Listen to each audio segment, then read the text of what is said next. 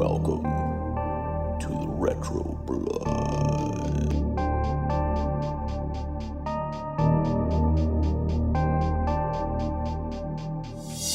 Welcome back, everybody, to the Retro Blood.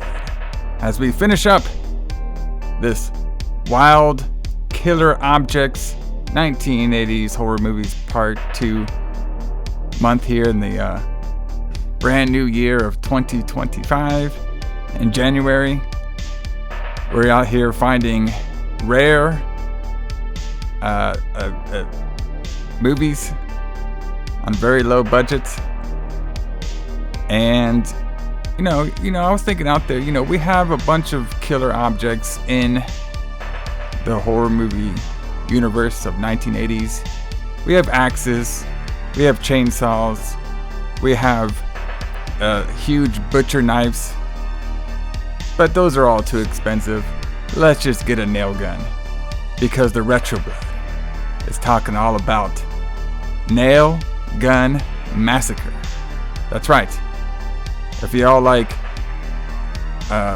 paintball looking stormtroopers who at the end want to swerve you even though it was totally obvious who the killer was. If y'all like stories that are not as good as I Spit on Your Grave and Last House from the Left. If y'all like no audio and just like getting your friends to come on the movie just to say a bunch of random lines. And if y'all like Texas, then this is the review for you. J.H. Alison, James Kline. What's happening, Alison? How was your trip to Dallas?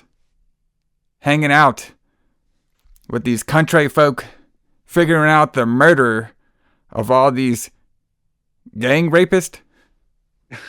Man, you've talked many times about me going with you to Dallas. Yeah. If this is what Dallas is like, I ain't going. Well, I mean, some parts of it like that. Some parts of it. I do have two questions. So one, this is another request from Corey, correct? Yes, Corey from the Columbus, Ohio. Corey from Columbus, Ohio. My second question is, does Corey hate us? Yes, I guess. We do get some, hate every once in a while. Like, you know what I mean? It's fucking assholes. No, I'm just giving a hard time to Corey. I actually like this movie way better than I thought I would. So I liked it and I didn't like it. I liked it where it was like completely off like the rails on a bunch of stuff. Yeah. And I liked it where, the entrepreneur, we don't have a lot of money, but we're going to make a cool horror film anyway, or like make a horror film. You know what I mean? Yeah. And, we're going to talk a little bit about it on the Who Booked the Shit, but he did eventually want to, he wanted to make it like a serious horror film, but he like halfway through was like, this shit's too goofy. So I'm just going to go way goofy with it. And, I was surprised where, some of the parts were actually pretty funny. And I was surprised too about how he got some of these actors just to be like completely like just naked and exposed for this like cheap ass horror film. It's very, very interesting. But yeah, it's the audio thing was kind of killing me a little bit. When they basically they're not using any kind of boom mics or nothing like that, so it's kind of hard to hear some of the dialogue. But yeah, I mean, to be honest with you, I enjoyed this one a lot better than last week's. So, Wood Chipper Massacre, that's for sure. Yeah, I mean, I think it sounded a lot better than Wood Chipper Massacre. Yeah, it did. Yeah, it definitely did. And even though it had a ridiculous plot to it, it did have like a charm to it. I'll give him that. So yeah, I would say that I didn't get to watch a lot of the extras, but I did watch the interview with the writer and the director, Lofton. Yeah, and I liked the movie a lot better after I watched that. Yeah, because you see what they were kind of going for. Yeah, and like everything he had to do for the movie, like I thought it was. I mean, it made me appreciate it a lot more. But yeah. Yeah. So, a couple of things. So, this we couldn't find at all. You know what I mean? Out there in the streaming universe, unless you see maybe like some people's recap of it. So I actually ordered this thing from the TerrorVision. Mm-hmm. That's the company that actually has it. And I got the 4K release. And, I like it pretty much. Like, it's pretty cool. Like, they actually send you, like, a little card and everything saying who it was shipped from. So we can thank Brandon from TerraVision for shipping our product to us. Oh, man. Thanks, Brandon. Yeah, thanks, Brandon. And, it's kind of cool, you know what I mean? Like, it's very, like, independent distributor. So they got some cool titles on there and stuff. So everybody check them out, TerraVision. They're actually out of Savannah, Georgia. So that's pretty cool. So, but yeah, we got the 4K. Do you ever think you would get a 4K high definition release of Nail Gun Massacre? No, but we got to keep it as high front of the archives as we can because we don't want anything deteriorating. We want all the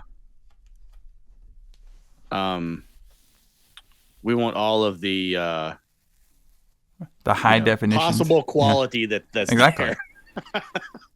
I mean, yeah, we want the only thing besides finding it in 4K, man, I could probably find it on VHS somewhere in some sort of back alley, I guess. Yes. So, but yeah, it's gonna be a fun one, everybody. We're gonna be finishing up Killer Objects Month Part 2. Been a pretty fun month over here. Then at the end of the review, we'll give you the schedule for February. So it should be pretty fun. A lot of fun things happening on the Retro Blood. But before we start going, just want to shout out everybody on the YouTube. I recently uploaded a lot more videos. So, back in November, I had like this little issue going on with we pretty much load all the episodes to Podbean. And then Podbean wasn't loading the YouTube feed. So I finally got access to some of my files from there, and then I start making some videos out of them. So all the cannibal movies that we did for November of last year, I'm putting those should all be up right now. I only got like 2 more to put up on the YouTube when it comes to like some movies that we did for the Christmas episode. So watch out for those. We're getting a lot of good feedback on them. I appreciate everybody on there. And pretty soon, me and Alison will be showing our pretty ugly mugs on the Facebook. I mean, on the YouTube. On the YouTubes. Yeah, it's still in the works. Still in the works, so watch out for that. So, but everybody, I appreciate it. You know what I mean? You can find us here every Sunday. The Retro Blood drops on all your podcasts and YouTube. So check us out. Tell us if we're doing great. Tell us if we're doing bad. If you want to torture us like Corey, you could do that too. We're down for anything. No, I really appreciate these movies. Actually, I'm giving Corey a hard time. So but I mean, I really appreciate him recommending these because, I probably would never have seen Nail Gun Massacre had it not been for Corey. So exactly, I really appreciate that, and I enjoyed it. I really did like it. Yeah, so. Yeah, I thought it was pretty fun. We'll talk about it here all in detail here in a second.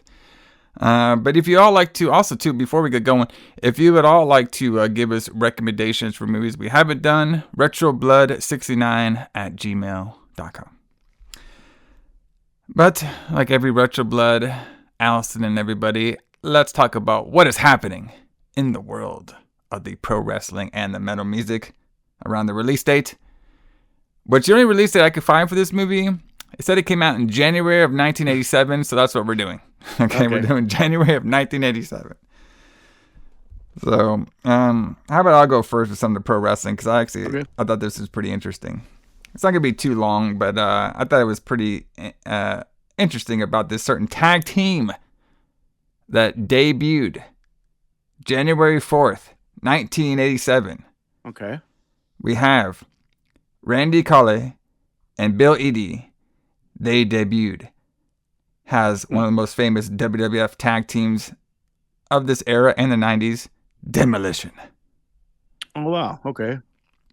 And they debuted the tag team in Springfield Civic Center in Massachusetts. All right? And you all remember Demolition out there. They're the ones that kind of come out in the black leather with the spikes and the face paint and stuff. They were basically the WWF's version of the Road Warriors. Yeah, that's what I always thought when I saw them, was that they were just kind of a Road Warriors like copy. Yeah, I mean, in a way. So basically, my view on Demolition for that was, that was probably the idea. You know what I mean? at first. Like, we're getting, I mean, obviously the Road Warriors were getting over in Crockett a lot. They were pretty big tag team around Crockett around this time. And, obviously Vince probably wanted them on their roster. He couldn't get them. So I was like, well, I'll just create my own with these guys coming in. And that was probably the initial front. Like, they're just Road Warrior rip-offs. But, over time, Demolition actually got over as a pretty devastating tag team on their own. And made them pretty different. Absolutely. So yeah, absolutely. I agree. They were a very good tag team. The gimmick they were given was Road Warriors like, but they stepped into their own and became their own separate thing for sure. So very interesting about this. The original Demolition wasn't the one that we'd see pretty much throughout like the later part of the 80s and the 90s. So basically, the first one had Randy Collett in it. And he was known to be in that tag team with the Moondogs. Okay. So when he came out with his face paint and leather and everything, the fans were like, what the hell? Like, we recognize this guy. This guy was part of that Moondogs tag team. So they kept chanting Moondogs at him. So they basically replaced him within the same month. Okay. So they eventually replaced him with Barry Dorso, which would become, obviously one of the main members of Demolition throughout their whole run. And they actually replaced him on January 26th of 1987. So just about 22 days later, we already got a new Demolition after they already debuted. Yeah, because that Moondogs gimmick was too over, I guess. Yeah, man. He was too recognizable. Yeah. So, and then he became part of another tag team. I think they're called like the Shadows or something. He was just all dressed up in black, regular mask. And then he would eventually leave the territory Randy would. So, little history behind then. And then, of course, later on, Demolition would be a trio for a while when they would bring in Crash. Nice. So we have Axe, Smash, and Crash. So you can tell those are Vince McMahon names. Oh, yeah. Definitely. Like, you can tell he came up with that. Yeah, I mean, it's true. Well, yes, you're true. But one of my favorite things also too about Demolition, besides their names and their look, I mean, they had a really cool entrance song. Here comes the axe, here comes the smash. You know what I mean? I mean, come on. Which also sounds like it was written by Vince McMahon, but okay. You know what? If we had Axe and Smash and Nail Gun Massacre, like, I mean, they probably would have fit in perfect. Oh, they would have, yeah, for sure. You know what I mean? Maybe they could have been like the Killers, minions or something. Yes. You know what I mean? Killers, minions. But, probably their face paint and their spikes is too much for the budget. Oh, yeah. I mean, I would say their outfit cost more than this movie cost to make. Actually, this movie had a fairly large budget compared to last. Yeah, I wonder where that movie. I wonder where that went to. Probably the naked girls and cocaine. Yeah, it was like $50,000. Yeah, like where did they spend that money on? But yeah, we'll get to that when we talk about the cooker shit. So the Demolition, their first team that they beat was the Islanders on their debut match. So, and of course, they would go on to be probably the longest reigning tag team champions until the New Day, a couple years later, beat their record. So. Wow, I did not know that. So they were the longest reigning tag team champion until the New Day. Yes.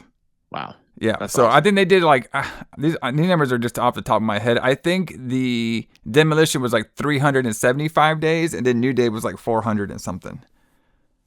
So that was they held that record all the way probably until like 2018. I think was in the New Day they broke it 2018, 2019. Something like that. Yeah.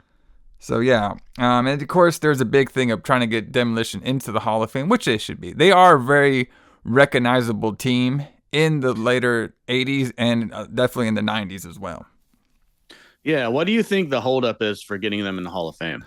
I think it was Barry Dorso. It was one of them. Actually, there was like this big class action lawsuit on WWE before about concussions. There's been a ton of them. And I think he was on one of them before, and of course they just hold a grudge. The old regime of Vince McMahon and everything just kind of hold the grudge for people who were on that class action lawsuit. But now that we have a new regime, they've Demolition's already been invited to the Hall of Fame. They've been invited back to WWE for like marketing and stuff. So I could see them going in pretty soon, maybe either by this year or next year. So I could probably see that happening in the near distant future. But I think that was the holdup for most of the time, just because they were part of that class action lawsuit. So. But Alison, what do we got going on for the metal music? What are we rocking out on our way to the, I guess the Rent Center would have, I could see the Rent Center have Nail Gun Massacre. You know what I mean? Yeah, this was definitely a video rental thing. Yeah, for sure. Yeah. So you actually discovered this. I had not heard this band until you discovered this. So this is something I want to thank you for, because this album fucking rips. Yeah, it does rip. Did you got a chance to listen to it? I guess. Okay. Yeah. So we're talking about a band called Sacrilege, and their album Within the Prophecy. Yeah. Which was released allegedly on January 2nd. There you go, brother. 1987. Yeah, Betty. It's one of those things where you just, like just like movies from the time, like low budget movies, like indie records didn't necessarily have a real release date, and nobody really knows when some things came out. But we're working with January the 2nd. That's what we're working. Yeah. So basically, Sacrilege, they're an English band from the middle of England. They started off as like a D-beat punk band, which I don't know if you're familiar with that terminology at all, but D-beat would be like Discharge is a D-beat band. I think D-beat is actually named after Discharge, but it would be like crust punk, like really fast, abrasive punk rock. Early Chumbawamba was like a kind of part of the scene. They started off like that, but then, excuse me, as a lot of bands did, kind of turned into a crossover band. So we've talked about crossover before.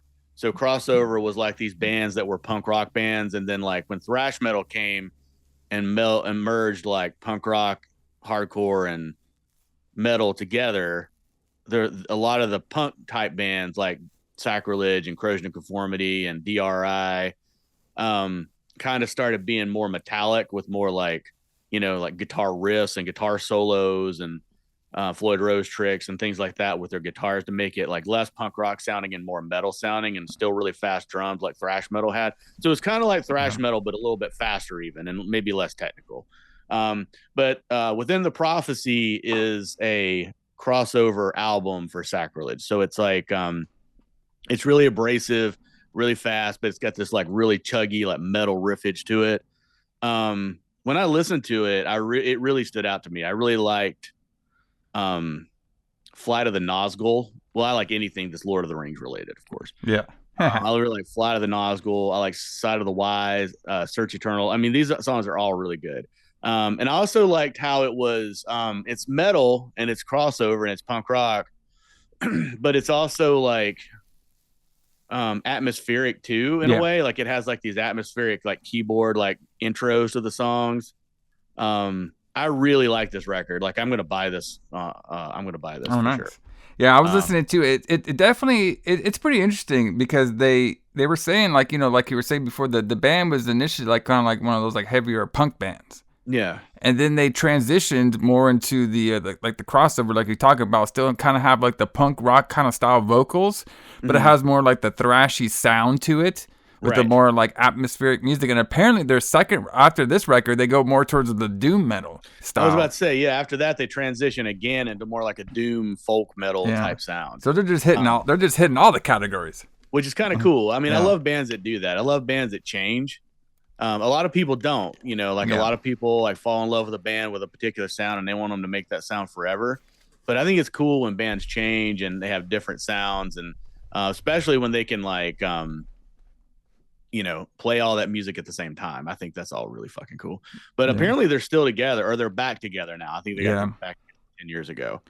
But yeah, they released their first album in 25 years in 2014. So that was really cool. Yeah, that's pretty cool. Yeah, it looks like they have a record as soon as 2021. Mm-hmm. But yeah, this is kind of like a newer band for both of us. And yeah, I was like saying, like, I like their cover art on this one. Oh, it's so cool. Yeah. He has their name, Sacrilege, within the privacy. There's like two like pillars. It looks like some sort of like ghost lady hanging out in the back with some like wild trees and shit. I was like, Yeah. yeah, Betty. You know Yeah, what I I mean? loved it.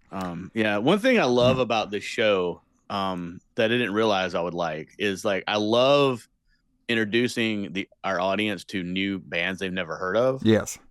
But it Those are also, fun. even more than that, I love when I discover new bands and new movies that I've never heard of or seen before. Yes. And I think that's really fucking cool too. So like I love when our audience recommends stuff and I learn about something I didn't know. Yeah. Um, Yeah, it's if all y'all about have being any part of the cult. recommendations on metal music too that we haven't covered, send that over too. You know what I mean? We'll listen to it. Oh yeah. Oh yeah. Yeah, I was thinking about possibly doing a maybe like a lights out one time because we done lights out like of like movies without not in the 80s and stuff like Yeah. that, and we done some wrestling on the lights out, but we never done like a whole album review That's true. on the lights out. Yeah, and I would like to do that maybe one time. Yeah, we'll figure that out. You know what I mean? I think that'd be kind of fun. Or maybe I could pick an album and you could pick an album. We could see which album's the best. You know That what I would mean? be cool. That would be really cool. Do some fan voting or something like that. So we'll figure it Yeah. out. But everybody, yeah, check this out. You can find it on Apple Music if y'all have that. Probably Spotify too. Yeah, it is on Apple Music. So very cool stuff. Yeah, I was digging the Winds of Vengeance. Yeah. All right, that was a fucking cool ass song on there. I really like the vocals on that one. I didn't get as deep as I want to on there because it looks like this one also has some demos on there that I wanted to check out. So Yeah, they released demos of some of the songs they recorded for the album. and it looks like they have it looks like they did a remastered of this album too in 2009. So it looks like they have a couple like live tracks on that one as well too. So I want to check that out. So that's pretty cool. But yeah, man, we'll play some Sacrilege at the end of this show. Give you guys a little taste on there. And by the way, another thing too is if y'all actually want to hear the music, that we say that we're playing at the end, those are only going to be on the streaming platforms like Apple, Spotify, wherever you get your podcast to. On the YouTube, we're not going to be playing the songs because yeah, copyright YouTube doesn't shit. tolerate that shit. They don't like that stuff, brother.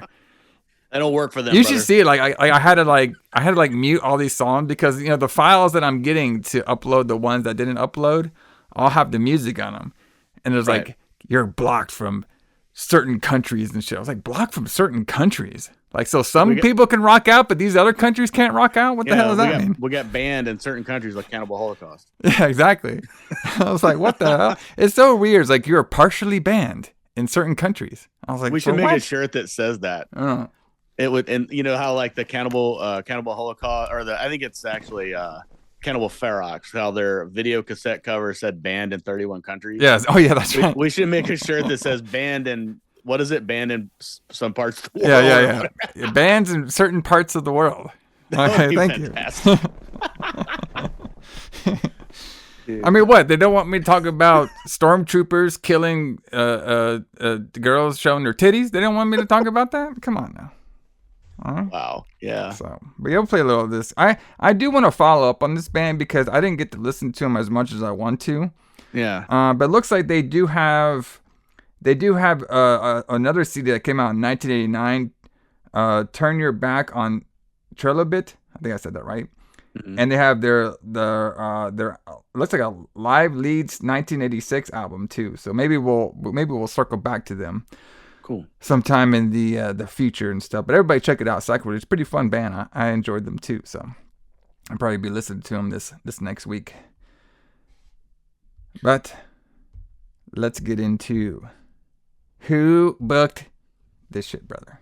Yeah, who booked this shit? The Nail Gun Massacre. All right. Booked by one Terry Lofton. All right.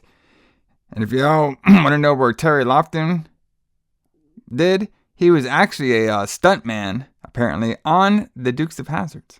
Yeah, that was cool when I found that out. Like he was a stuntman on Dukes of Hazzard, and decided to make his own movie. Yeah, and he did the film. He directed the film, writer, and he basically was the director and the writer of the whole film.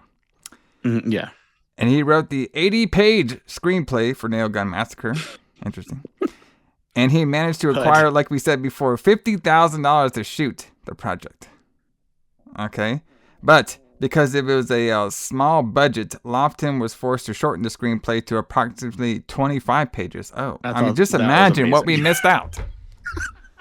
All right? Come on, brother. Yeah, what did we miss out on? I mean, we could have had this stormtrooper, paintball, nail gun killer fucking just... Maybe they would have crossed multiverses if we would have kept in the fucking... You know what I mean?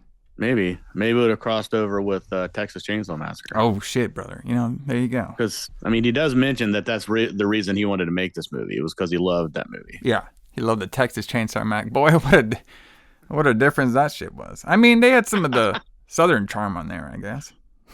True. So it says Nail Gun Massacre was obviously shot in Texas over a 3-week period. Like we were saying before, Lofton had originally envisioned the film as a serious horror film, but once shooting began, decided to incorporate dark humor into the proceedings. So the filming was mostly taking place in Dallas and Signalville, where he was raised. And one of the funny parts, which I can respect over here, is apparently at the beginning of the film, when we're meeting some of the couples that we'll see that they moved to the old Bailey's house to work on it. The store owner, like the grocery store, they hired a person, but they weren't able to make it, so he brought in his own grandma. I know, I saw that. Well, that was really cool. Like his grandma plays the lady that ran the store. And didn't his grandparents own the store? Yeah, they own the store too. So he just basically just shot the grandpa and the grandma just saying a bunch of stuff in the store. And the funny part about that, like she literally had her lines on the desk while she was reading them. Oh, I'm sure she did. And one thing that was funny about that scene where the kids are all in the store and she's talking is that she delivers one of her lines too early. Yeah. I can't remember which line it is, but she says it too early and then they talk over her kind of, and then she just says it again after that. Yeah. And he didn't reshoot it. He just left it in there. He left it in there. Shit. Fuck it, brother. And apparently this Lofton, he also did this movie called Nailed. 2005. Never heard of it. And he also did Flesh Wounds, 7 Stories of the Saw. So he really likes his like nails and saws. This guy does. He's all about it. Yeah. Mm-hmm. So that's interesting. So in that interview, which I guess was recorded before he made other movies, he made it sound like he'd only ever made one movie, which was this one. Yeah, that's what his IBM page said. He made those 2 other ones. After this movie, right? Yes, after this one. Yeah. Those ones take place in like 2005. Okay, so yeah, this interview was probably shot maybe before that. Yeah, because he makes it sound like he'd only ever made one movie because he keeps saying like, you know, he's like, because when he was talking about the humor in the movie, the interview, he kind of says that it was unintentional. Like he was trying to make like you said, make a serious horror movie. Yeah, and then people were kind of laughing at some of the parts, so he decided to make it more funny. Yeah, he because he said, you know, he said I think I did a pretty good job with what I had. He's like, but if I got another chance to make another movie, then I think I could do it better. But then he goes on to say that, you know, that he's sick and he doesn't know if he'll get a chance to make another movie, which kind of made me sad. Is this guy still alive? No, apparently he passed away. Okay.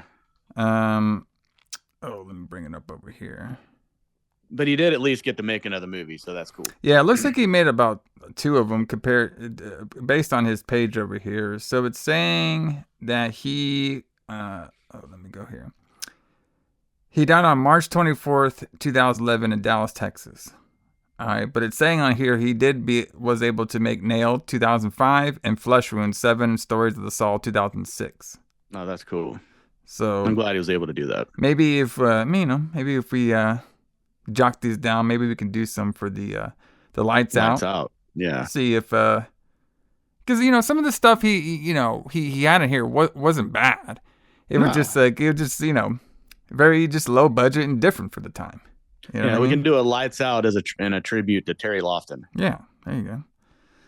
A couple things, and I can appreciate this one. And I was like, yeah, Betty. Additional scenes of nudity were added to the film at the demand of the distributors. I was like, you know what? That's a great idea. Just imagine that meeting. He's watching the distributors, which is Magnum Entertainment. Mm-hmm. Okay. So like, you know what? We got a stormtrooper over here killing a bunch of people. Okay. Where's the tits, man? Well, I mean, where's the tits, brother? Boobs sell. All right. This is 85, brother. All right. We want fucking just. Have you seen these other 80s movies? Let's get it going. All right. That's what these guys are like. So I could appreciate that. Let's see. So he said, so I like this part too. So he did say during that interview that we watched too, Terry did. He said that the movie was inspired by some construction worker friends of his who he saw having a nail gun battle at a construction site. So I guess it's a real thing that they do. No, it is. I'm sure it is. Like, you shoot nails at each other from a nail gun. I don't know if you can really kill somebody with a nail gun. Maybe. Fuck. But... Are you sure about that? Some of these nails are pretty sure. I don't know. I don't know if it would. I don't know. Maybe. Maybe you could. Yeah. Maybe I'm talking out of my ass. I don't know. Well, I am not going to reenact that. No. We're on each other if you see if the nail guns will kill us or not. No, we're not going to test that one out. You know what I mean? Some of these nails are pretty sharp, brother. I'm pretty sure if it goes in your eyeball, your head, you'd be pretty fucked. Well, yeah, true.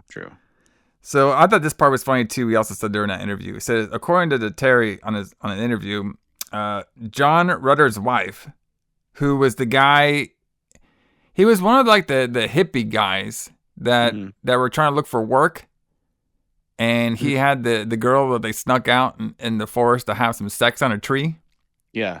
So apparently, this John Rutter's wife divorced him over that sex scene that they had on the tree. Really? Yes. Wow. So the sex scene was with Shelley York. The wife was Shelley York, how she believed they were having real sex, not stimulated. Wow. And apparently it's like a debate if they were having sex or not on there. Because I don't know, man. Like all I saw was this dude and his bare white ass. Looks like a humping motion, but like she was like, that was some hard looking sex to do. Yeah, I agree. I don't think they were actually having sex, but it just seems... and it would be hard to tell from the angle that we got. I mean, it didn't look too cold out there. You know what I mean? True. It's Texas. It's Texas, brother. You know what I mean? And yeah, it was just a weird looking scene. I mean, but I guess she was like, you know what? Well, I saw you out there fucking being cheating and everything, so you're on out of here. So, but yeah, I mean, besides the low budgeting of the film and some of the audio issues and stuff, I thought it was a pretty enjoyable stuff on there.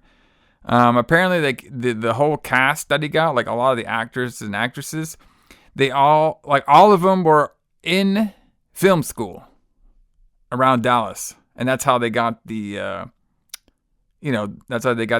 job opportunity to work on this film, is because Terry, he went to the local film school, and it's like, hey, you all want to be in this movie, and they all agreed to do it and stuff. So yeah. They got, kind of like some credits to be in their first acting gig. You know what I mean? Which is, I like that because, when I was trying to do more, branched out of horror movies on my own, that was actually one of my goals, was to try to find actors and actresses, in film school. You know what I mean?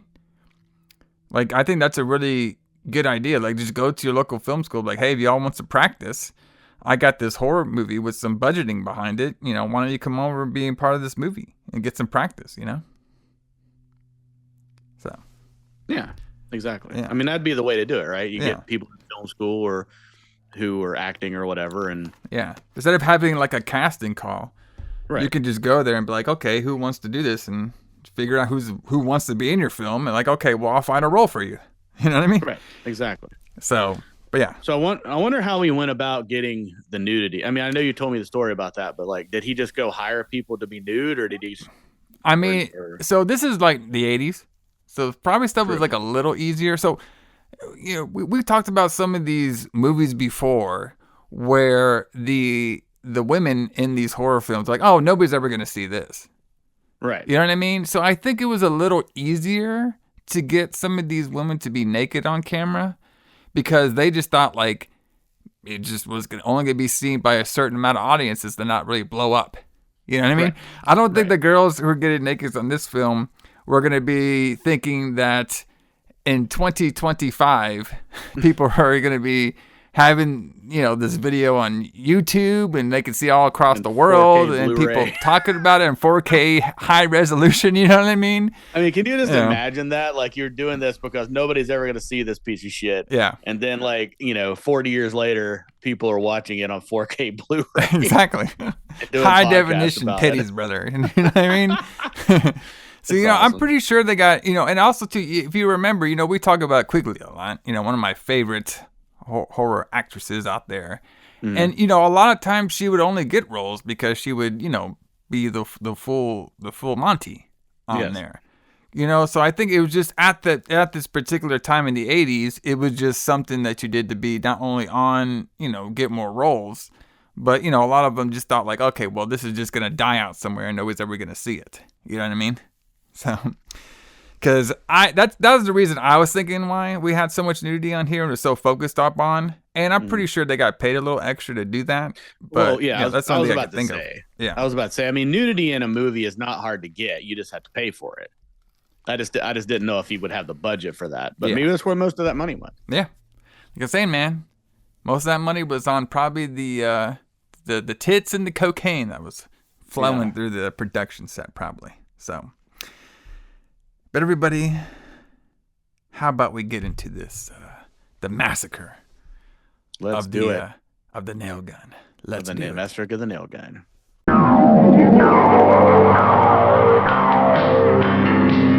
There ain't been no one killed around here in over 10 years. All of a sudden, it seems like everybody's died. It seems like someone's just gone plumb loco with a hammer and a box of nails. Do you remember when you could sit outside and not worry about the mosquitoes and the killers? Think the boogeyman's out here waiting for somebody to walk up so we can nail him? It was just an animal. Would you give it a rest? Just let that killer show up. Because I'll cut him up with this here chainsaw. Who or what was that? The moon is right. This man's ready to howl. Ow! God, you're disgusting. Don't you ever think of anything else? I haven't seen anything this brutal since now. If this ain't one hell of a horror movie, it's one hell of a biker revenge. Damn, I'm glad you stopped. This is the most godforsaken road I've ever been on. God! The party's over.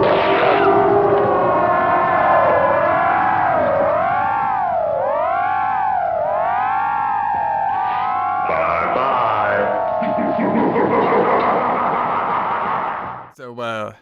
So we just get right into it. Right? There's no opening title. No. There's no intro. There's no slowly going through grass or fields or anything. No, we just get bang, bang, gang rape. Here we go. Right into the first 10 seconds. And I don't know, man. Okay, so I'm pretty sure the original premise of this film was to do the I Spit on Your Grave. You know what I mean? Last house on the left. We get this innocent female just getting tortured by these evil, bad, men raping her and shit. And then she comes back for revenge. I mean, that's pretty much the whole premise of the story. Mm-hmm. But boy, and so I guess this scene was to show who, obviously it shows a bunch of country dudes or construction workers and stuff. They take this girl, they pin her against the dirt. And they start grabbing her clothes and stuff. But, we don't really see too much graphic. I mean, there's way more graphic stuff in, I Spit on Your Grave or, compared to here. But we did see a couple of the guys' faces, but not all of them. Right. They're just a bunch of dudes just grabbing this girl's clothes. And then we cut the scene. And then that's when we see the old lady Bailey. All right? Some country girl hanging up some clothes and...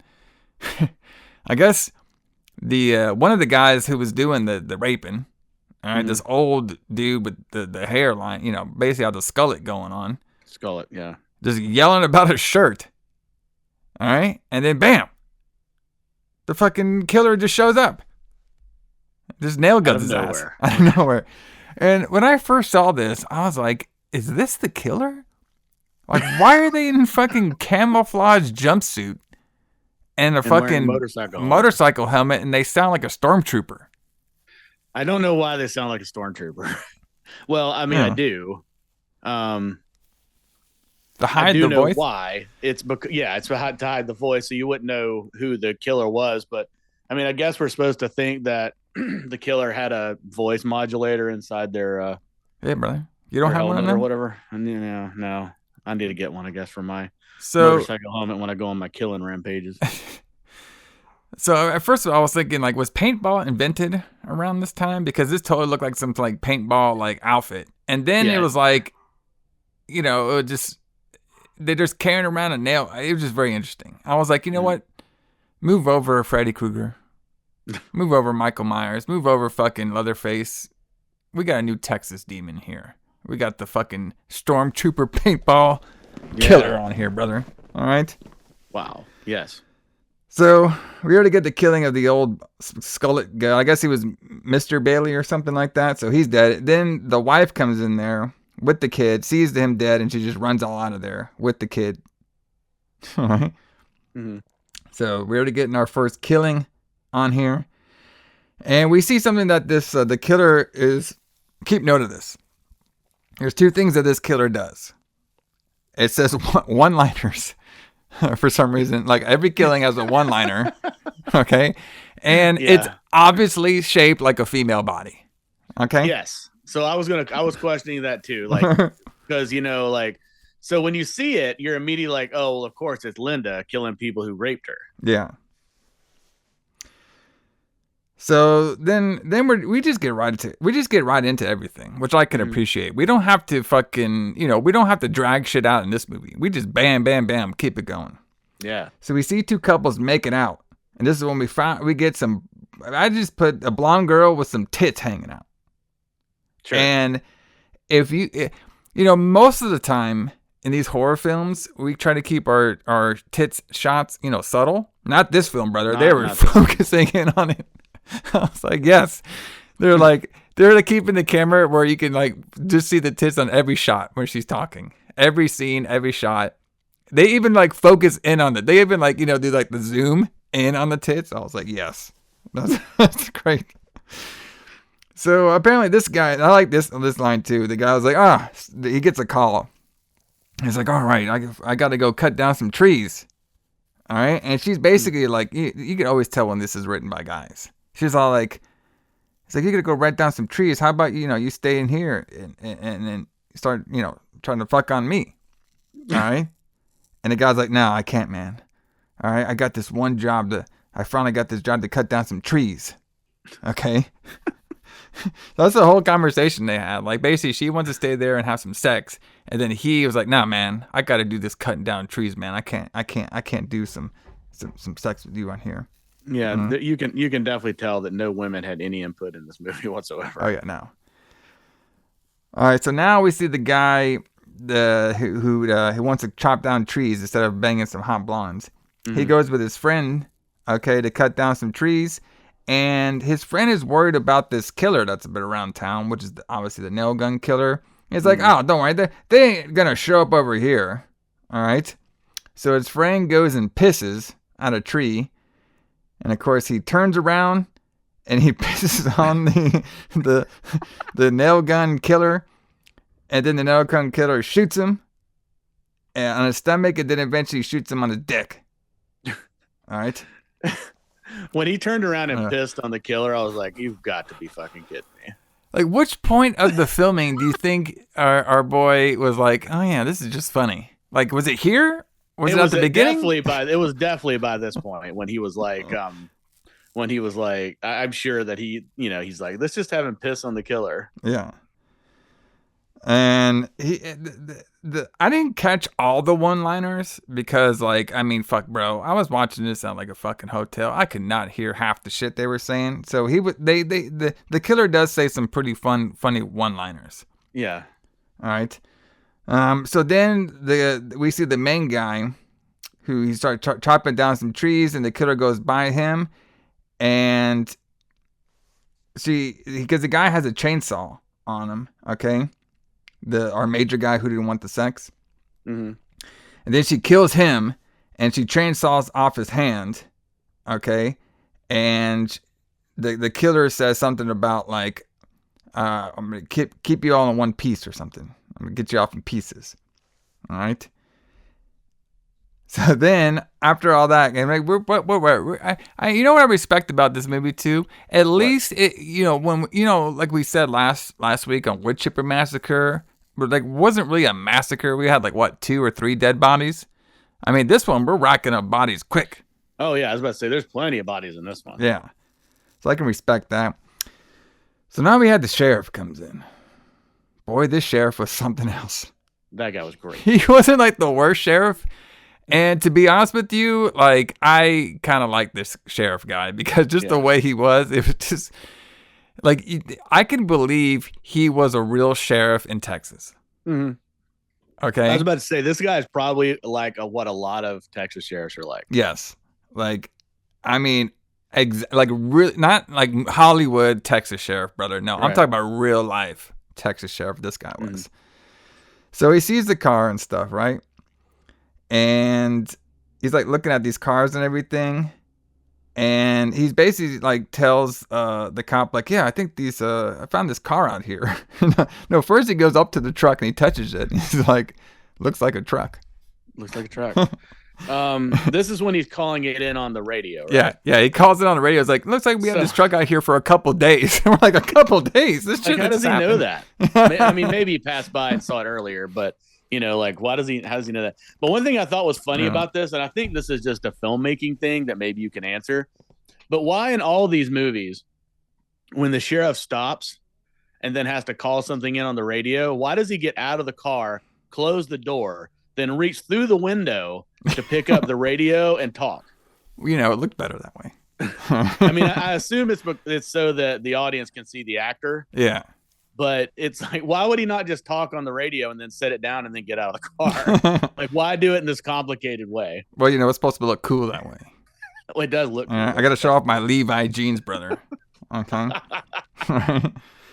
So this is when we get the director's grandma on here. Yeah. And her whole thing is complaining about bugs. Yeah. Which is hilarious. And this is when we meet, I guess, some of our main characters. You can say that on here? Quote unquote characters. Quote unquote characters on here. And we meet I believe it's the Jenkins. All right. Mm-hmm. Or no, sorry, it's the Johnsons. We meet Mary Sue Johnson and Buddy Johnson, and then we meet Leroy Johnson. Okay. So they're talking about, they basically are kind of like, they were basically going to old Lady Bailey's house to do some work, do some construction over there, and they're living there for cheap. All right, but the place is like a rundown piece of shit place. Because if you saw it, remember when the old dude was yelling, like the place looked like rundown and was basically all fucked up. Yeah. So the guy, he's cool with it, but the lady, she's not like cool with it. She doesn't really want to live there. So basically they're just trying to go up there and fix it all up. So they said they're basically going to be living at that house, like I said, for free and everything. And then he pays for some food, but the guy couldn't pay for some food. Okay, so the girl eventually pays, and their whole total bill was $19.50. I was like, the good old days. So now the grandma was also saying that the place that they're going to be fixing up is where they found some bodies at, even though they only found one body, which was the old man Bailey. Okay. Right. So a lot of the killings have been around the old, around that surrounding area. Okay. So somehow the grandma knew before anybody else did that the blonde, the tree cutters were already dead. Okay. She already knew all that, apparently. So now the sheriff goes through the place. He sees the 2 dead bodies. All right. They're all, he's seen the 2 dead bodies. They're all by the old Bailey's place. All right. Mm-hmm. And then we have the doctor. He shows up. Okay. And this is Dr. Rocky Jones. And right at first, and I thought this was hilarious because this is actually something I would do if I was doing this movie. The sheriff's like, Doctor, when are you going to start wearing doctor clothes? They were too cheap to buy him some doctor clothes. Okay? Well, yeah, that's the explanation he gave in the interview was like, that's the reason that line's in there is because they didn't have the money or they didn't buy clothes like a doctor's costume. Yeah. So that's why he wears regular clothes, and they have to explain why he's wearing regular clothes. Yeah. So now they're talking about, how they died and everything, and they said the Bailey guy died like them. They look over the bodies and they can't ID them because they're not sure who they are, so they can't ID them. So apparently these two guys were part of the gang rape, I guess. I guess so. And then the doctor looks over from a while. And then we randomly just cut. Okay? And there's just a random dead body near a convenience store. Yeah. Okay? Lying there. And they're like, okay, well, the body's here and stuff. And they go there. They try to talk to this old country dude who is wondering, can you just get this fucking body away from me? Okay? Well, I mean, that's a legitimate question, right? Can you not just pick up this body and get it out of here? Yeah. So now, all right, now we have this hitchhiker, okay, who I guess was part of the gang rape too, I guess. And he's trying to get hitchhiked, and he gets picked up by the killer. Okay? So he goes in there, and the killer eventually basically nail guns him on the he nail guns him on the property and just leaves him there. Okay, so we got another dead victim. Okay? Mm-hmm. So I do like it when the hitchhiker guy, when he flips the person up, he's like, oh, that's how you get service around here. Gotcha. So now the sheriff goes to that body. He sees the body and the docs.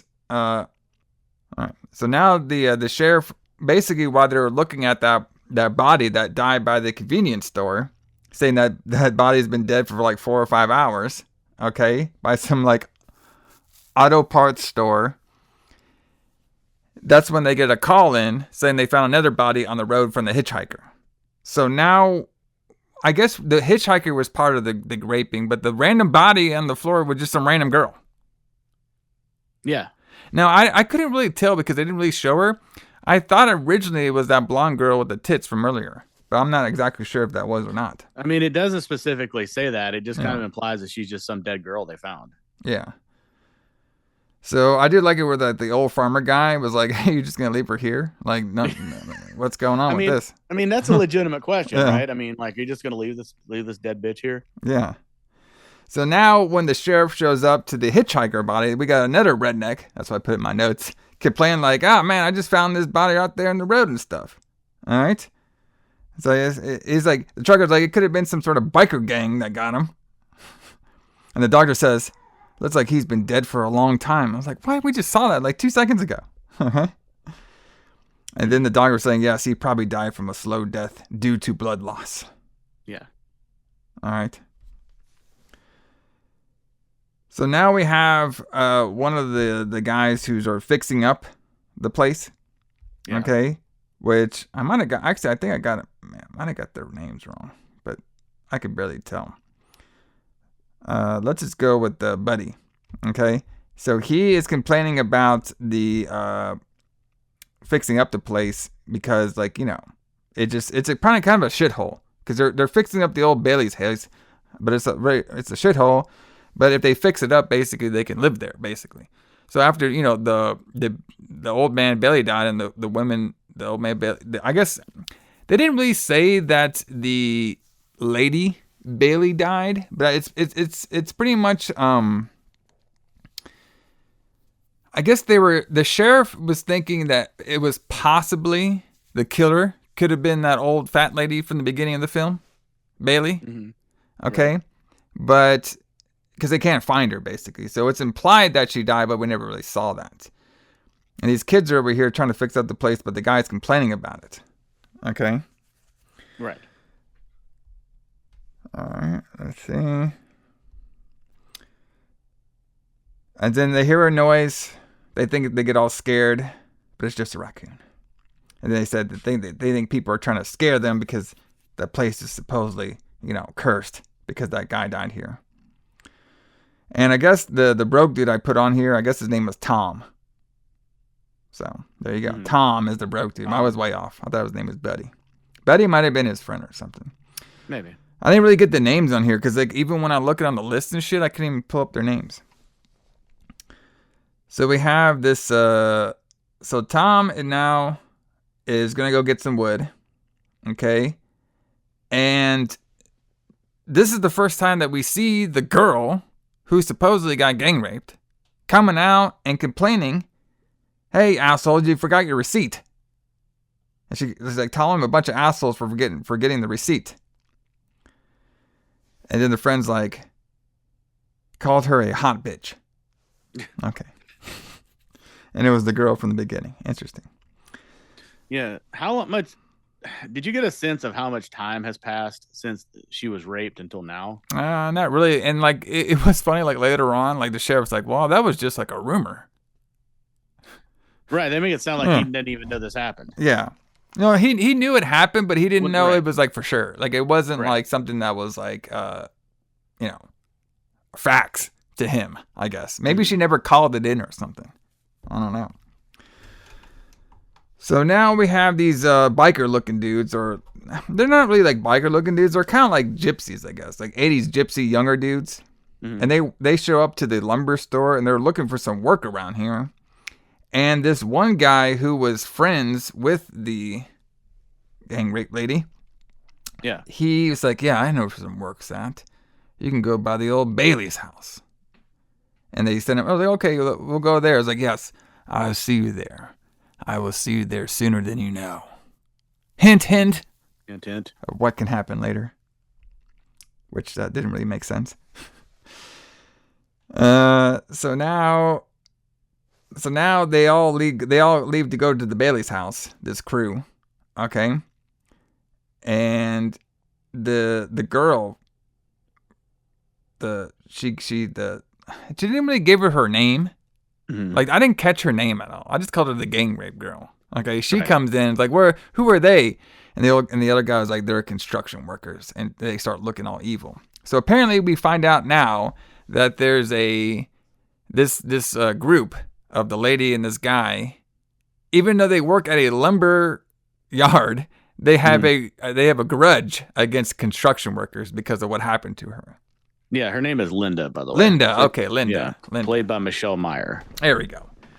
So Linda and this guy, they are angry with the construction workers. So now the crew, they all go to the house. We got about, couples. We got one guy, one girl, to each. We got about 4 of them. One girl thinks it's like the haunted house. They start looking around. Then they's like, you know what? There's nobody here right now, so we'll just wait. So we'll just eat on this blanket. Okay? Right. And then they start eating everything. Now the guys are like, you know what? We're out here. We're about to get some work. We got these 2 lovely ladies out here. We're eating. Let's start doing some fucking, brother. Yeah. All right. So they start making out and everything. The other couple, when they want to go out to the woods and funk, the other ones just stay there. One of them, too, looked like fucking he was on like Leonard Skinner. I didn't think about that, but yeah, he does. Yeah, it was the one that stayed on the blanket.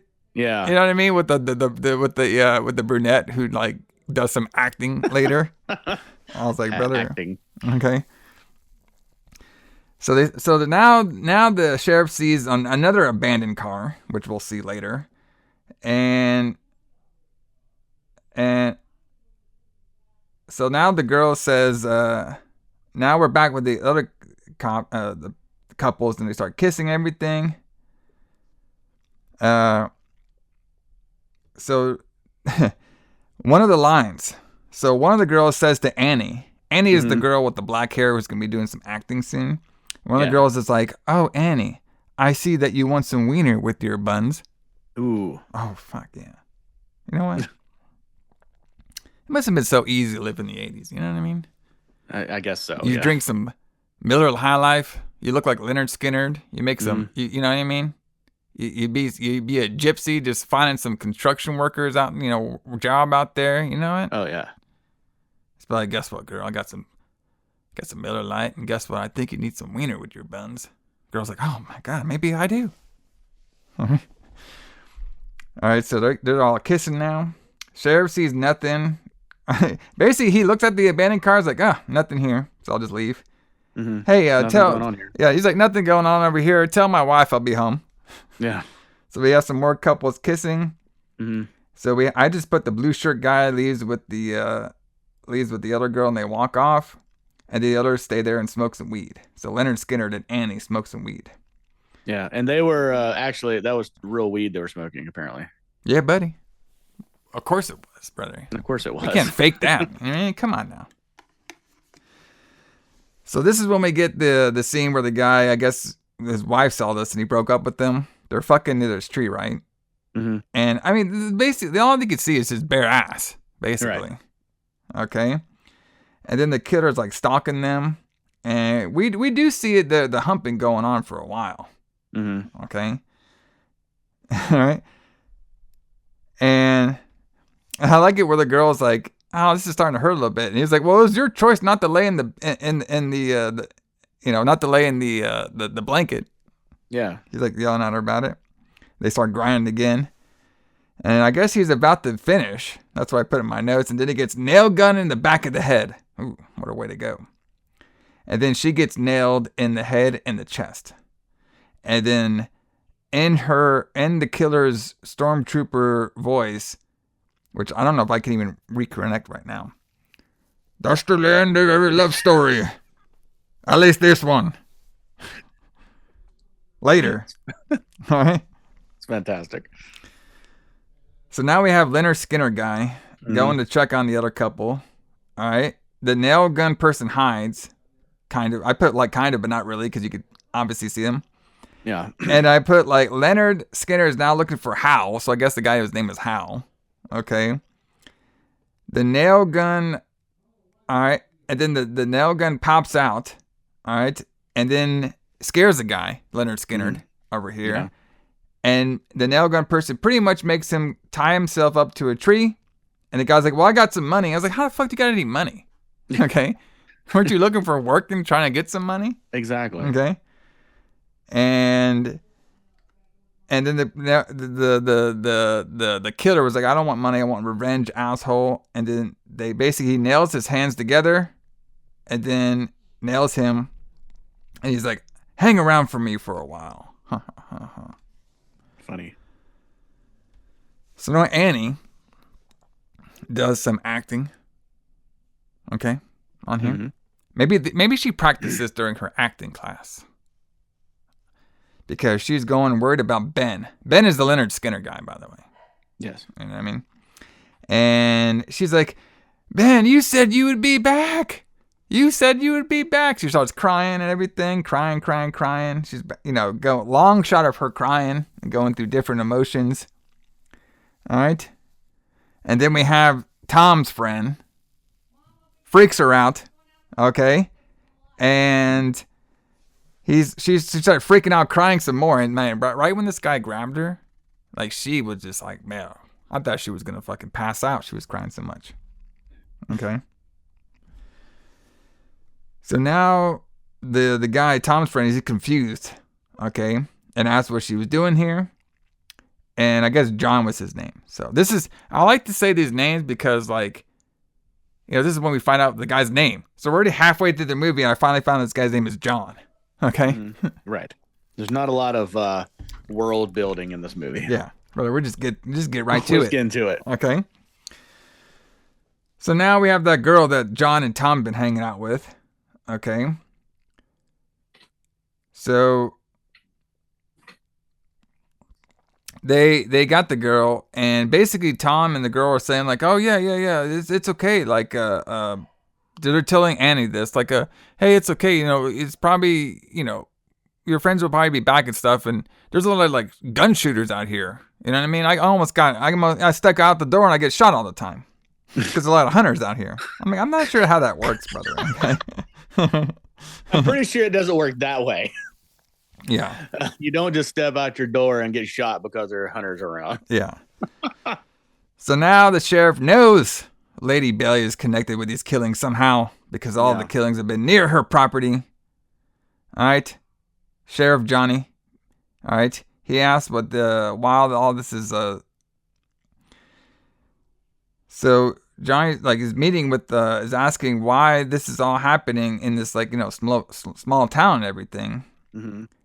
And he's like, "Hey, can we go look at that dead body, that we found near the near the forest?"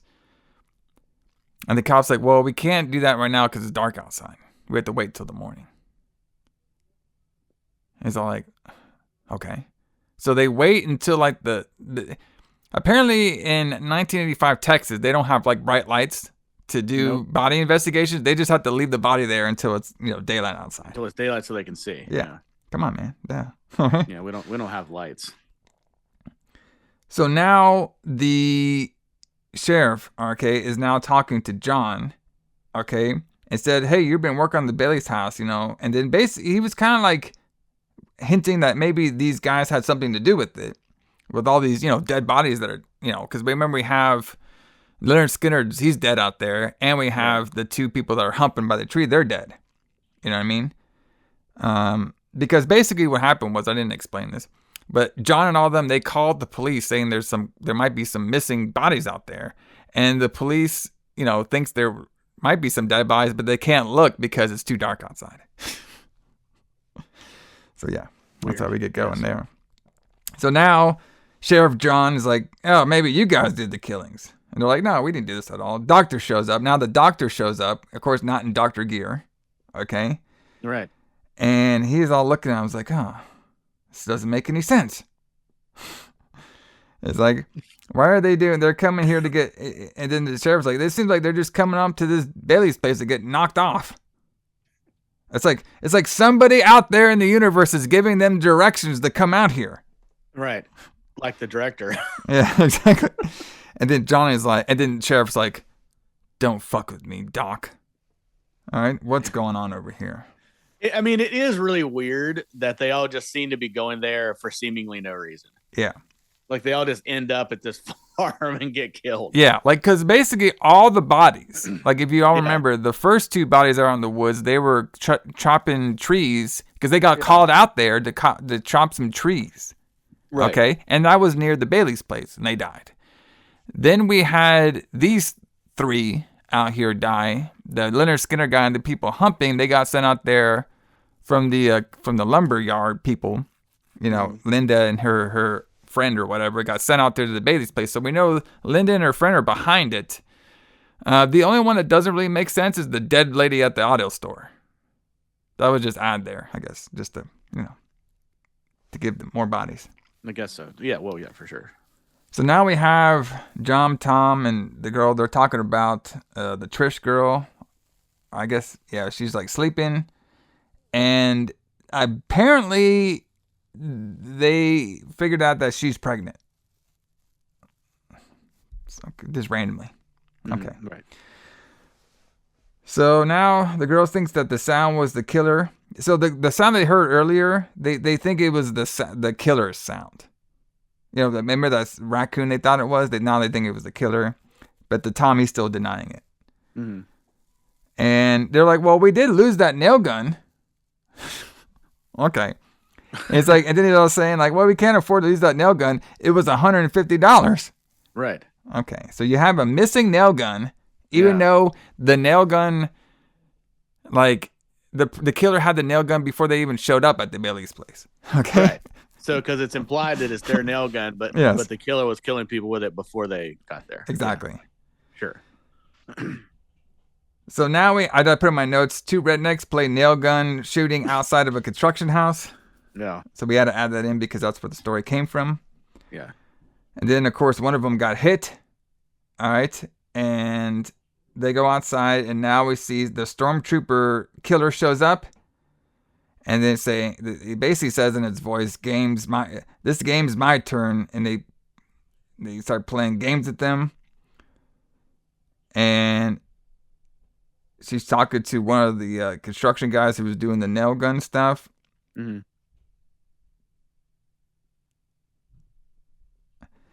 And this is when, I guess, like, we get more, we basically, this is a very weird scene because the killer comes in there and the killer kills one of the guys shooting the stuff. They got shot in the leg.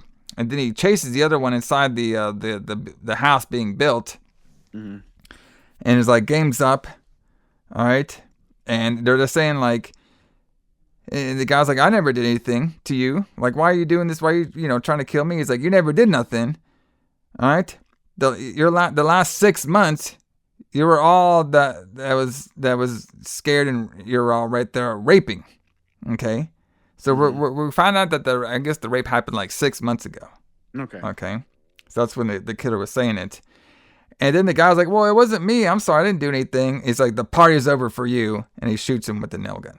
Yep. And then we have the killer laugh in its stormtrooper voice. Like, I didn't mind the stormtrooper voice. I thought that was pretty creative, but man, it was hard to hear some of the shit. Yeah, it was pretty bad. So we had this random dude and his blonde friend who said, I'm not wanting to said. Okay. Let me repeat that. So we had this random new guy and this blonde girl. Okay. And he's trying to like hit up on her and stuff. And this is like a totally just random scene. Okay.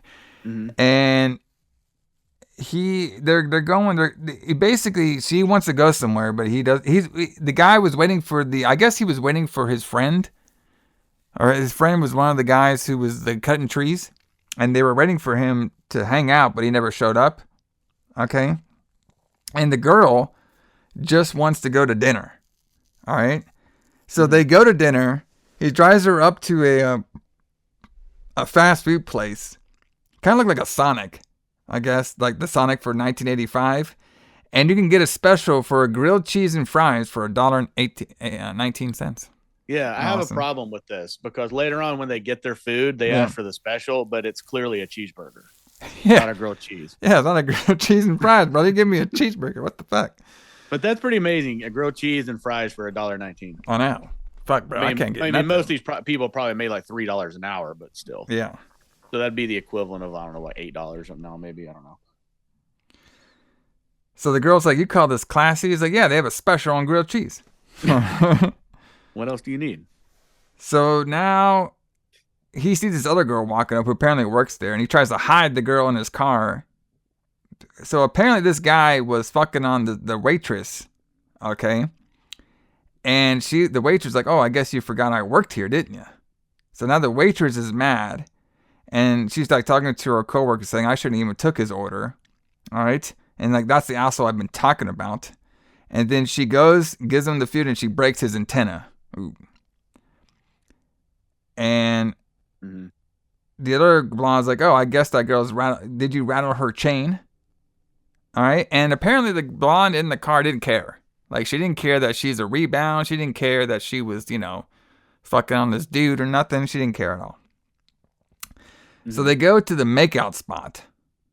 That's at nighttime. All right. And the guy's like, he just wants some sex. You know what I mean? That's what he got paid for in this movie. He already got his grilled cheese and fries. He's ready to go. All right.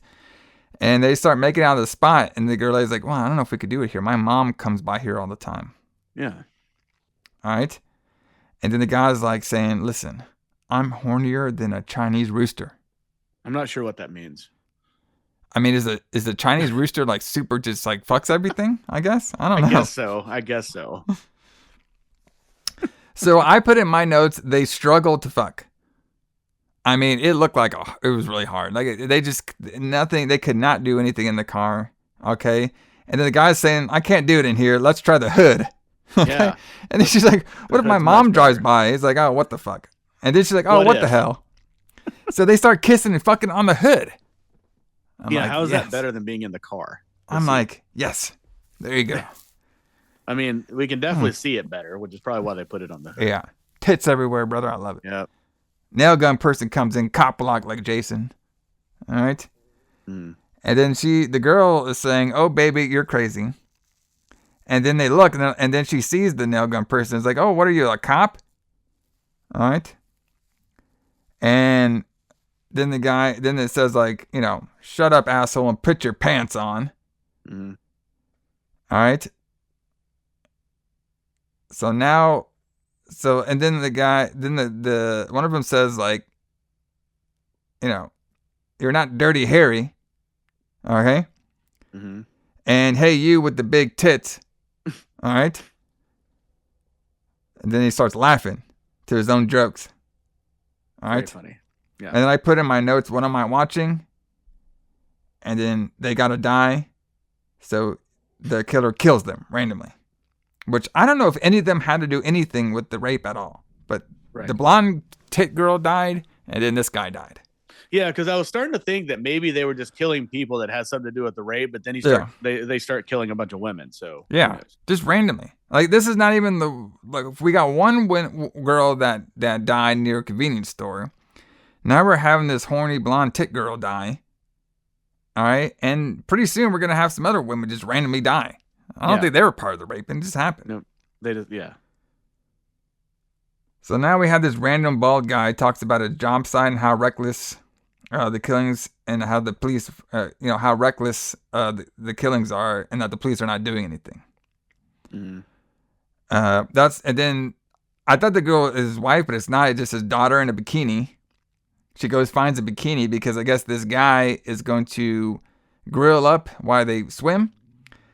And he's starting to grill up, right? And then the nail gun person is hiding in the pool. Did you see it? Like he was he was in the pool. He said he was influenced by that from a Sylvester Stallone movie or something. Really? Where he comes up out of the water. I think he might be talking about Rambo 2. Yeah. Like where he comes up out of the water and like shoots people. But like, so are we to believe that the killer was hiding underwater in the pool this entire time? Yeah. Just hanging out there. Of course. So they gets out of the pool, nail guns the guy, and he falls on the grill. The daughter comes, start freaking out in a bikini. So now we have the doctor. He's working on his computer. Check this one out. Like this is before like AI. You know what I mean? So he is on his computer typing in notes of the killings. Right. Saying, I just can't figure this out. I just cannot figure this out. So let me go call somebody. Maybe they could figure it out. What the fuck was he typing in his notes? He's like, okay, we got about 3 dead bodies and they're all been died by a nail gun. Who could be doing this? AI, can you please tell me? AI, please tell me. Who booked this? Okay. So now doctor, he calls some guy named Howard. He's like, hey, I need your help, Howard. Yeah. They've been using a nail gun, and there's 10 victims. And the police don't have any theories, and I don't have any theories. I need your expertise. I need you to do a profile. It's like, yes. I think I might need some, more, like, evidence over here, okay? Than just 10 victims and then how they died. Fantastic. So then he goes on saying, each victim was a construction worker, which is a lie. Because he said each victim has been a construction worker on the same work site, which is all a lie because I'm pretty sure those women with the big tits weren't construction workers. No. All right, so he's already getting this halfway wrong. And he says all killed by the same weapon, and all of it's been, we just can't find any leads on it. And then he hangs up. So now the doctor and the cop talked to the daughter for the grill guy of what happened. And he said that they actually worked for, the dad who died actually worked for Bell Constructions Company. All right. And apparently there were 6 people who were employed by Bell that all died. So they finally got one of their first lead that all these people from Bell Construction all have been, dead. And then they go over saying like, hey, wasn't those, we had about 10 guys called in or something about that they supposedly gang raped this girl. All right. And then the sheriff's like, oh, that was just a rumor. Okay. I don't know if that could be true. Yeah, I don't know. And then the doctor's like, well, I know that Linda girl. Let me go talk to her. So apparently they go talk to her, but we don't ever see anything. Okay? Right. We don't know what the conversation was. We don't know what happened. We're like, oh, she possibly could not be telling the truth. So the sheriff says, so doctor, then they meet up again, and the doctor's like, no, well, basically the whole story was, the doctor was like, yeah, after all that, the trauma happened, I treated her and she was fine. Yeah. Everything was fine. Yeah. No trauma, no nothing. Everything. I treated her. It was all good. Yep. No issues, I'm sure. So Tom's like, well, we have to figure this out because, we can't be going after the wrong person. Okay. Let me rate on some reports that happened from Dallas. Okay. So now we get a random scene. I have no idea why this is here, but it's here. We have two chicks walk into a forest. They go by a random house. The nail gun killer is there. They ask if anybody's home. They're trying to get into the house. The two girls. The two girls are now. They're like, they're trying to leave because they can't figure out where they're at. The killer comes up, saying like, "Hey, you girls look pretty going to hell." All right. He's like, I can have a 2-for-1 special. He laughs and then he kills the girls randomly for no reason. Yeah. So the only thing I could think of if I was booking this is maybe the killer was smart enough to kill random people to keep the cops off the track of them only killing the rapist. I did think of that. Yeah. But I also think that at this point, the killer is just starting to enjoy killing people. And is just kind of randomly killing people at this point. Yes. And now the killer says, in its Star Wars trooper voice, now I'm going to go get the shitty sheriff and that asshole doctor. And it leaves. Okay. So now doctor calls Bubba. Okay. Who apparently Bubba, I got that all wrong. The Bubba was Linda's friend or boyfriend. I have no idea what he was. Okay. Yeah, exactly. Yeah, he's involved with her somehow. Yeah. So sheriff is gonna go find where Bubba's at. All right, now that's where they're gonna go talk to now. There they go and leave and talk to him. Now the doctor is they can see the abandoned car from earlier, and they start. They basically when they're gonna go head to Bubba, they see the abandoned car from earlier. So now they start chasing it. So now we actually have a car chase scene, which probably took up half the budget in this film. Okay. Yeah. And they go to a random sand lot, okay? And the person who was in that abandoned car, the green one from earlier, gets out, runs away, gets trapped, runs on the machine, which I'm not sure exactly what it does, because I don't do a lot of farming or nothing. Goes on top of it, and then falls, kind of. Kind of. Just like falls, like yes. For no real reason. And then the doctor and the sheriff are there. They're calling for Bubba. And guess what? It's a swerve. You thought it was Linda, the rape lady? No, it was Bubba the whole time. It was Bubba the whole time. Apparently, Bubba has a female-like frame. Body type, I guess so, yes. Maybe Bubba can transform his frame. You know what I mean? So maybe. So Tom and doctor show up. Linda freaks out. Because like, oh, it's Bubba and everything. And then the doctor's like, oh, hate to see it end like this. Well, at least the killing's over. And then, of course, Linda, I mean, it's amazing. Like, that's the ending. Like, he's like, hate to see it end like this. Well, at least the killings are over. Then Linda grabs the helmet. Linda grabs the helmet, leaves Tom, looks at Bubba. Then the doctor hold hands. And believe you get two swerves at once. So was the doctor in on it? Okay, that was going to be my question. Even in private, he was going over killings. Like, why didn't he need to do that if he was in on it? Right. So was it because it kind of makes you feel like the doctor was involved with Linda. Yeah, because they're holding hands and they're all good to go. So what's no apparent reason? Did they just? Yeah. Okay, so I'm gonna do a stretch over here because I'm pretty sure this wasn't thought out. Okay. So maybe Linda and the doctor, okay, were lovers or whatever. All right. And then of course Linda got the gang raped by the 10 rednecks or whatever. And they came up with a plan to get revenge on the rednecks, okay, the construction workers. But maybe Linda did all the killings, okay, and maybe it was the doctor's idea to kill out the other women too, like just other victims, so you can keep them off course. You know what I mean? And then the doctor knew that the sheriff was coming close on to getting the case. You know what I mean?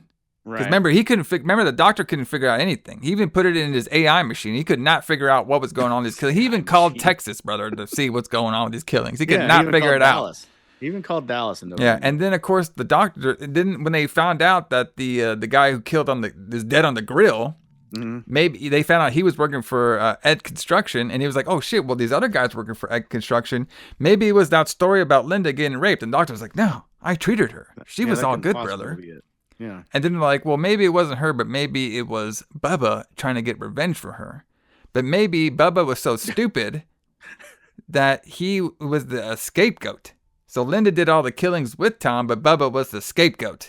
And then they're all like, well, we found the killer. Everything's all good here. And then Linda and Tom can now go off in Happy Land. So that's a stretch right there, brother. Okay. That is a stretch. So none of that was kind of explained, but it was like kind of hinted. That was like because we never got like any, besides the ending, we never knew if the doctor and Linda were in cahoots. All right. Right. They never tell us that. So, but yeah, Nail Gun Massacre, brother. Definitely an 80s film with the tits and the fucking, and then the guy dialogue. Mm-hmm. Random scenes in here. But I liked it. I thought that was entertaining for what it was. So yeah, I mean, I thought it was good. I mean, it was decent. I mean, it was a decent movie. It was not the best movie I've ever seen by any means, but I enjoyed it. You know, it was enjoyable for a exploitation type, movie like that. I loved it. Yeah, fun stuff over here, brother. You know what I mean? And just think, easy Halloween costume. Exactly. If I would have showed up in that Halloween costume, do you think anybody would have get this, Alison, except for you and people who listen to this? No, nobody would get that, but that's okay. I might do it, man. You know what I mean? Just show up in there like, what the fuck? What are you, a paintball guy? Like, no, brother. I'm the deadly nail gun killer. You're a deadly nail gun. You ain't going to rape me, brother. Mm-mm. All right. I'm going to get you. So, everybody, thanks for joining us on this first month of 2025. Yeah. Doing Killer Objects Month Part 2, which I actually really enjoyed this month. I thought we had some pretty bangers on here. You know what I mean? We did. The Lift was really good. Lift was really good. That was a shocker, brother. Yeah. All right. We had the phone call one. Mm-hmm. Fucking Wood Chipper Massacre. Murder by phone. Yeah, Murder by Phone, which was also a good one, too. Like, those were two sleeper ones on there, so everybody check them out. Murder by Phone and The Lift were very fun. Wood Chipper Massacre, I could probably do a little bit without, even though I did respect the grind on a $500 budget.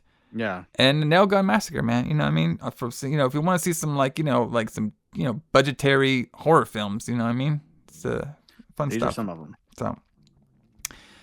But everybody, join us here for next month, the month of February, the month of love. Yeah. The month of Valentine's Day. You know what I mean? We got some hearts, we got some chocolate, and we got some blood. Because the Retro Blood is doing 1980s Vampire Month Part 2. Yeah, we did this a couple of years ago, I think. I think we did last year, right? Or I mean, it was last year. I mean, it was last Valentine's month. Yeah. We did some fun ones on there, too. We did. Vampire Hunter D. Yep. All right. Was one of them on there? We had that one with the David Bowie. Yeah, was on there too. Yeah, The Hunger, which is really great. So we got some fun ones coming up next month. But I think the first one we should. So we're kind of like this month is going to be a little different than part 1, because part 1 we mainly had more like serious tone vampire stories from them. But this month we're kind of changing it up a little bit. We're kind of having, we're going to do some serious vampire movies on here. We are going to do another anime on here too, which is super cool. But we're also going to add in some comedy. Because the first one we're doing is going to be Vamp. Yeah.